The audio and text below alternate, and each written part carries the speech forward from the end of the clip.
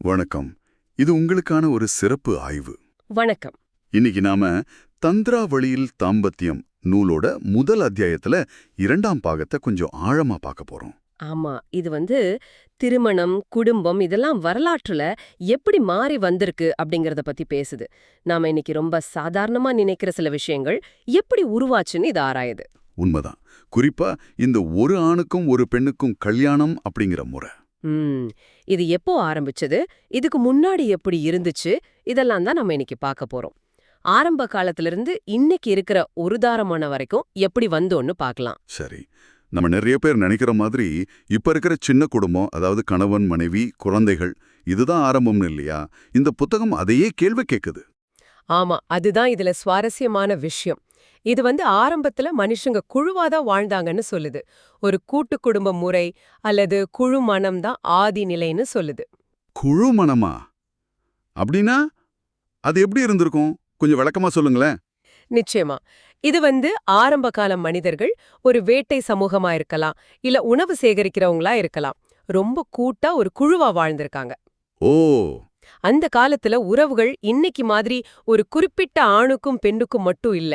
ஒரு குழுவுல இருக்கிற பல ஆண்களும் பல பெண்களும் ஒருத்தருக்கொருத்தர் கணவன் மனைவியா இருந்திருக்கலாம். அப்படி ஒரு நிலை. என்ன சொல்றீங்க? ஒரு குழுல இருக்கிற எல்லா ஆண்களும் எல்லா பெண்களுக்கும் கணவர்களா? அதே மாதிரி எல்லா பெண்களும் எல்லா ஆண்களுக்கும் மனைவிகளா? கேட்கவே ஆச்சரியமா இருக்கே. புத்தகம் முன்வைக்கிற வாதம் அதுதான். ஒரு வகையில அந்த குழுவே ஒரு பெரிய குடும்பம் மாதிரி. குழந்தைங்க கூட அந்த குழுவோட பொதுவான குழந்தைங்களா தான் பார்க்கப்பட்டிருக்கலாம். ஏன்னா ஒரு குழந்தை எந்த ஆணுக்கு பிறந்ததுன்னு கண்டுபிடிக்கிறது கஷ்டம். இல்ல அது முக்கியமாலே கருதப்படாம இருந்திருக்கலாம். அப்போ தந்தை யாருங்கிற கேள்வியே இல்லையா? வம்சாவளி அதை எப்படி கணக்கிட்டாங்க? அப்போ வம்சாவளி பெரும்பாலும் தாய் வழியா தான் கணக்கிடப்பட்டிருக்கு. அதாவது தாய் வழி முறை, மேட்ரிலினியல் சொல்றோம்ல அது. ஓ, தாய் வழி முறையா? ஆமா, ஏன்னா அம்மா யாருன்னு எப்பவும் தெரியும், அதுல சந்தேகம் இல்ல. ஆனா அப்பா யாருன்னு குழுமணத்துல நிச்சயமா சொல்ல முடியாது. அதனால சமூக அமைப்பு, உறவுகள் எல்லாமே தாய மையமா வச்சு இயங்கியிருக்கலாம். அப்போ பெண்களுக்கு நல்ல மதிப்பு இருந்திருக்குமா அந்த காலத்துல? அப்படி இருக்க வாய்ப்பு அதிகம்னு புத்தகம் சொல்லுது. தாய்வழி சமூகங்கள்ல பெண்களுக்கு ஒரு உயர்ந்த இடம் இருந்திருக்கலாம். சரி, இந்த தாய்வழி குழுமண முறை இது எப்போ மாற ஆரம்பிச்சது? எப்படி இந்த ஒருதார மனமுறைக்கு நம்ம வந்தோம்? இது இயற்கையா நடந்ததா இல்ல வேற காரணம் உண்டா? நீங்க சொத்துரிமை பத்தி சொன்னீங்களே. ஆமா, இது ஒரு முக்கியமான கட்டம். இந்த மாற்றம் தானா நடந்த ஒரு பரிணாம வளர்ச்சியை விட சில குறிப்பிட்ட சமூக பொருளாதார மாற்றங்களோட விளைவுன்னு தான் இந்த மூலம் வாதிடுது. சமூக பொருளாதார மாற்றங்களா? என்ன மாதிரி? மனித சமூகம் வேட்டையாடுற நிலையிலிருந்து அடுத்த கட்டத்துக்கு போகுது. குறிப்பா விவசாயம், கால்நடை வளர்ப்பு இதெல்லாம் வருது. அப்போ நிலமும் மாறுது.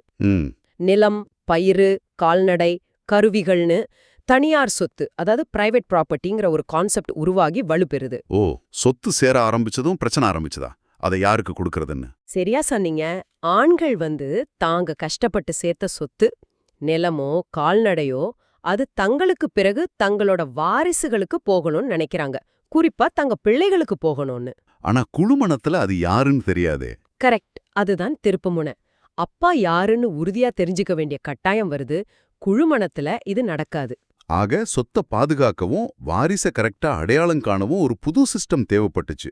இதுதான் தந்தை வழி சமூகத்துக்கும் அப்புறம் ஒருதார மனத்துக்கும் காரணமா? ஆமா, அதுதான் இந்த நூலோட மையமான வாதங்கள்ல ஒண்ணு.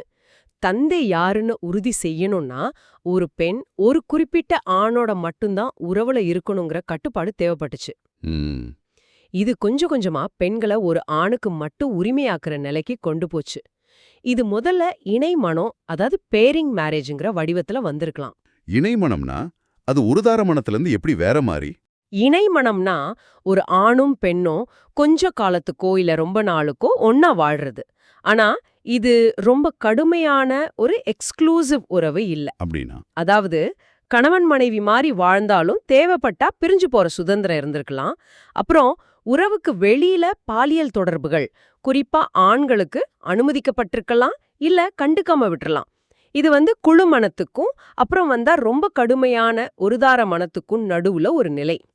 ஆனா போக போக சொத்துரிமை இன்னும் முக்கியமாக ஆக இந்த இணைமனம் இன்னும் இறுகி குறிப்பா பெண்களுக்கு எதிரான கடுமையான ஒருதார மனமா மாறிடுச்சு. நீங்க குறிப்பா பெண்களுக்குன்னு சொல்றத நான் கவனிச்சேன். அப்போ இந்த கட்டுப்பாடு ஆண்களுக்கும் பெண்களுக்கும் ஒண்ணா இல்லையா? மூலம் அது ரொம்ப தெளிவா சொல்லுது. இந்த ஒருதார மனம்ங்கிறது நடைமுறையில பெண்களோட கற்பை உறுதி செய்யறதுக்காக அவங்க மேல திணிக்கப்பட்ட ஒன்னாதான் பெரும்பாலும் இருந்திருக்கு. ஆண்களோட வாரிசுகளை உறுதிப்படுத்தவா? ஆமா, அது அவங்களுக்கு அவசியமா இருந்துருச்சு. ஆனா ஆண்களுக்கு அதே அளவு கட்டுப்பாடு இல்ல. அவங்க பல பெண்களை மணக்கிறதோ இல்ல வேற பெண்களோட உறவு வச்சுக்கிறதோ சமூகத்துல பல இடங்கள்ல ஓகேவா இருந்திருக்கு, இல்லனா கண்டுக்காம விட்டுருக்காங்க. இது ஒரு தெளிவான இரட்டை நிலை, டபுள் ஸ்டாண்டர்ட் உருவாக காரணமாச்சு. இது அந்த முந்தைய குழுமண முறைகள்ல இருந்த சுதந்திரத்திலிருந்து ரொம்பவே வேற மாதிரி தெரியுது. அப்ப குழுமான காலத்துல பொறாம மாதிரி உணர்வுகள்லாம் கம்மியா இருந்திருக்குமா? புத்தகம் அப்படிதான் விவரிக்குது. குழுமணத்துல பாலியல் உறவுகள் பொதுவா இருந்ததால இன்னைக்கு நாம பாக்குற மாதிரி தீவிரமான பொறாமைக்கு அங்க பெரிய இடம் இருந்திருக்காதுன்னு வாதிடப்படுது. ஓ, அப்படியா? ஆமா. ஆனா எப்போ சொத்துரிமை முக்கியமாயி தனிப்பட்ட ஜோடி உறவுகள் வர ஆரம்பிச்சதோ அப்போ பொறாமையும் வளர்ந்திருக்கலாம். இந்த கடுமையான ஒருதார மனம் அதுவும் பெண்கள் மேல சுமத்தப்பட்டப்போ அது பெண்களோட சமூக நிலையை கணிசமா குறைச்சது. இது ஒரு பெரிய சமூக மாற்றத்தோட ஆரம்பம். பெண்களோட சமூக நிலை குறைஞ்சுதுன்னு சொல்றீங்க. அது எந்த அளவுக்கு தீவிரமா இருந்துச்சு? புத்தகம் பெண் அடிமைத்தனம், the world historical defeat of the female sex மாதிரி ரொம்ப கடுமையான வார்த்தைகளை பயன்படுத்துது. அப்போ திருமணங்கிறது அன்பு, பார்ட்னர்ஷிப்புங்கிறத தாண்டி கண்ட்ரோல், வம்சாவளி பத்தின்னு தான் மாறிடுச்சா? மூல முன்வைக்கிற பார்வை அதுதான். தண்டை வழி சமூகம், ஒருதார மனம் இதெல்லாம் வந்த பிறகு மனித வரலாற்றிலேயே பெண்களோட நிலையில ஒரு பெரிய வீழ்ச்சி ஏற்பட்டுச்சுன்னா ஆசிரியர் வாதிடுறார். அப்படியா? ஆமா, தாய் வழி உரிமைகள்லாம் போயிடுச்சு, சொத்து ஆண்களோட கண்ட்ரோலுக்கு போச்சு, பெண்களோட பாலியல் நடத்தை கட்டுப்படுத்தப்பட்டுச்சு, அவங்க பொருளாதார ரீதியா ஆண்களை சார்ந்திருக்க வேண்டிய நிலைமை. இதனால அவங்க ஆண்களோட சொத்து மாதிரி கருதப்படுற ஒரு நிலைக்கு தள்ளப்பட்டாங்க. அந்த அர்த்தத்துல தான் பெண் அடிமைத்தனத்தோட ஆரம்பம்னு சொல்றாங்க. இது நேரடியா ஸ்லேவரி மாதிரி இல்லைனாலும் சமூக பொருளாதார ரீதியா அவங்க கீழ்ப்படிஞ்சு இருக்க வேண்டிய நிலைமை. அப்படியானால் இந்த அமைப்பு ஆண்களோட நலனுக்கு, அதாவது சொத்து, வாரிசு இத காப்பாத்துறதுக்கு மட்டும்தான் முக்கியத்துவம் கொடுத்துச்சா? வரலாற்று ரீதியா பார்த்தா இந்த ஒருதார மன அமைப்பு பெரும்பாலும் ஆண்களோட நலனுக்கு தான் சேவை செஞ்சிருக்குன்னு மூல சொல்லுது. சொத்தை கட்டுப்படுத்துறதும் சட்டப்பூர்வமான வாரிசுகளை உறுதி செய்யறதும் தான் அதோட முக்கிய நோக்கமா இருந்திருக்கு. அந்த இரட்டை நிலை பத்தி சொன்னீங்கல்ல? ஆமா, அதனால வந்த விளைவுதான் அது. ஆண்களுக்கு அதிக சுதந்திரம், பெண்களுக்கு கடுமையான கட்டுப்பாடு. பெண்கள் கணவனை தவிர வேறொருத்தரோட உறவு வச்சுக்கிட்டா பயங்கரமான தண்டனை. ஆனா ஆண்கள் பரத்தையர்களோட உறவு வச்சுக்கிறது சில சமூகங்கள்ல சாதாரணமா கூட பார்க்கப்பட்டுச்சு. இது ஒரு மாதிரி முரணா தெரியுதே. ஆண்களுக்கு இவ்ளோ சுதந்திரம், பெண்களுக்கு கட்டுப்பாடு. இந்த கட்டாய ஒருதார மனத்தோடவே விபச்சாரமும் விலை மாதர் தோன்றுச்சுன்னு சொல்றீங்க. அது எப்படி? இது அந்த இரட்டை நிலையோட நேரடி விளைவுன்னு புத்தகம் சொல்லுது. ஒருதார மனம் பெண்களுக்கு கட்டாயம்னாலும் ஆண்களோட பாலியல் விருப்பங்கள் அப்படியே தான் இருந்துச்சு. சரி.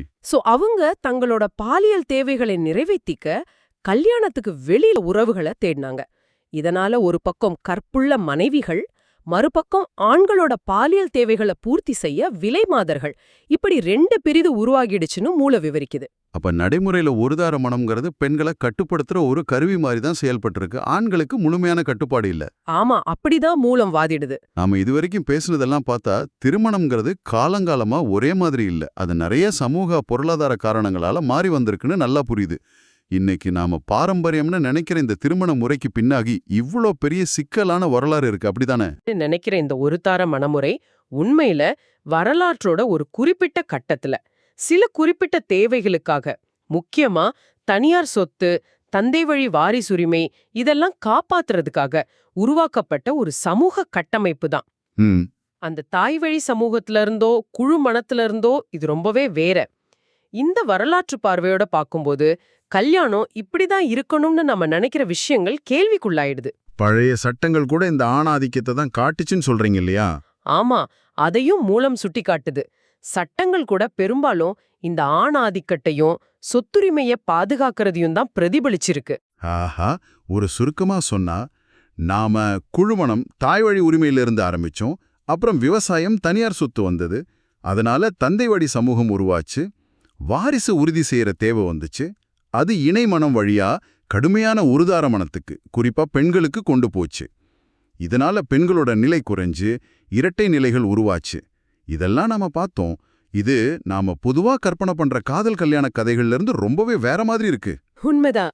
இந்த ஆய்விலிருந்து நம்ம முக்கியமா எடுத்துக்க வேண்டிய விஷயம் என்னன்னா, இன்னைக்கு சமூகத்துல மேலாதிகமா இருக்கிற இந்த திருமண மாதிரிக்கு ரொம்ப ஆழமான சிக்கலான வரலாற்று வேர்கள் இருக்கு. ம், அது அதிகாரம், பொருளாதாரம், கட்டுப்பாடு, குறிப்பா பெண்கள் மேல இருந்த கட்டுப்பாடு, இதோட எல்லாம் பின்னி பிணைஞ்சிருக்கு.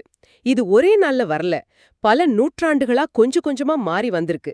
இது மனித குலம் ஆரம்பிச்சதிலிருந்தே இருந்த ஒரு நிலையான இலட்சியம் கிடையாது. பெண்களோட பங்கு எப்படி மாற்றி அமைக்கப்பட்டுச்சு, அவங்க சுதந்திரம் எப்படி பறிக்கப்பட்டுச்சு, கல்யாணத்தோட நோக்கமே ஆண் வாரிசை காப்பாத்துறதோடவும் பெண்களை கட்டுப்படுத்துறதோடவும் எப்படி இணைக்கப்பட்டுச்சுன்னு இந்த மூலம் ரொம்ப அழுத்தமா சொல்லுது. இது நிஜமாவே நம்மள யோசிக்க வைக்குது. ஆமா, வெறும் சமூக அமைப்ப பத்தி மட்டும் இல்ல. இந்த மாற்றங்கள் தனி மனுஷங்களோட உணர்வுகள், உறவுகளோட தன்மை, இது எல்லாம் கூட பாதிச்சிருக்கும்னு நம்ம யூகிக்கலாம். நிச்சயமா. அந்த வகையில நீங்க தொடர்ந்து யோசிச்சு பார்க்க ஒரு கேள்வியை முன்வைக்க நினைக்கிறேன். சரி. இந்த மூலம் சொல்ற வரலாற்று ரீதியான அதிகார ஏற்றத்தாழ்வுகள், அதாவது சொத்து, வாரிசு, கட்டுப்பாடு, இதுக்கெல்லாம் முக்கியத்துவம் கொடுத்தது உண்மையான ஒரு பரஸ்பர பார்ட்னர்ஷிப்புக்கு எதிரா இதோட பாதிப்பு இன்னைக்கும் நம்ம சமூகத்துல, நம்ம தனிப்பட்ட உறவுகள்ல நமக்கே தெரியாம ஒரு தாக்கத்தை ஏற்படுத்திட்டு இருக்கலாம் இல்லையா? இருக்கலாம். உதாரணமா, உறவுகள்ல வர்ற அதிகார போராட்டங்கள், எதிர்பார்ப்புகள்ல இருக்கிற வேறுபாடுகள், இல்ல சில சண்டைகளோட மூல காரணம், இதுலெல்லாம் இந்த வரலாற்று பின்னணியோட தாக்கம் எந்த அளவுக்கு இருக்கலாம் நீங்க நினைக்கிறீங்க? இது ரொம்ப ஆழமான, யோசிக்க வேண்டிய கேள்விதான். இந்த வரலாற்ற மனசுல வச்சுக்கிட்டு இன்றைய உறவுகளை பார்த்தா நம்ம பார்வையும் அணுகுமுறையும் நிச்சயம் கொஞ்சம் மாறும். திருமணம் மற்றும் குடும்ப அமைப்புகளோட இந்த நீண்ட சிக்கலான வரலாற்று பயணத்தை எங்களோட சேர்ந்து ஆராய்ஞ்சதுக்கு நன்றி. நன்றி.